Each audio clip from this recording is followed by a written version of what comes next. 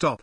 Meghan's title flatly removed on Lilibet's birth certificate after fatal mistake on Archie's. Cast your mind back to May 2019 and you'll remember that Prince Harry and Meghan Markle had just welcomed their adorable baby son into the world. Unlike Kate Middleton and Prince William, who have introduced each of their 3 children to the world's media on the steps of the Lindo Wing in London, the Duke and Duchess of Sussex opted for a different approach. After Meghan gave birth to Archie at the Portland Hospital in Westminster on the 17th of May, the couple returned to their then home Frogmore Cottage in Windsor.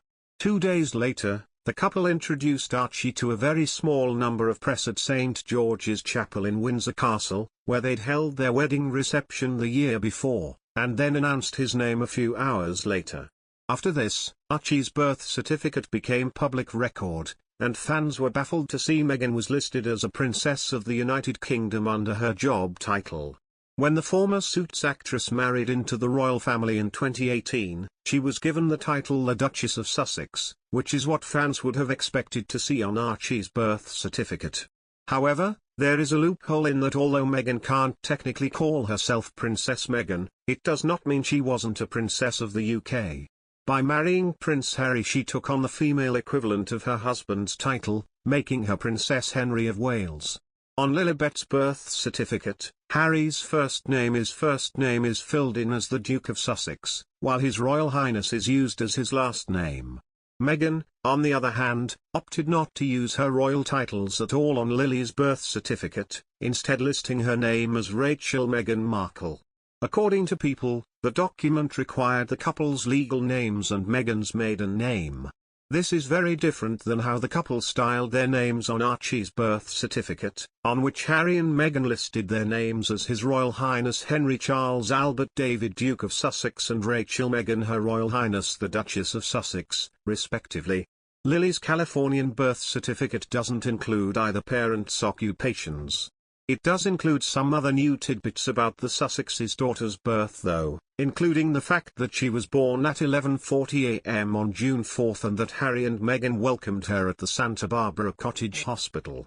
On an episode of Access Hollywood, narrator Charlie Langston stated how Meghan's full name was listed on her son's birth certificate.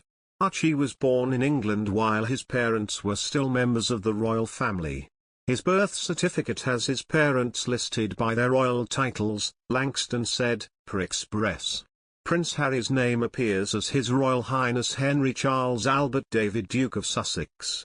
And Meghan as Rachel Meghan, Her Royal Highness the Duchess of Sussex. Langston explained that Lilibet's certificate though is missing some information that Archie's contains.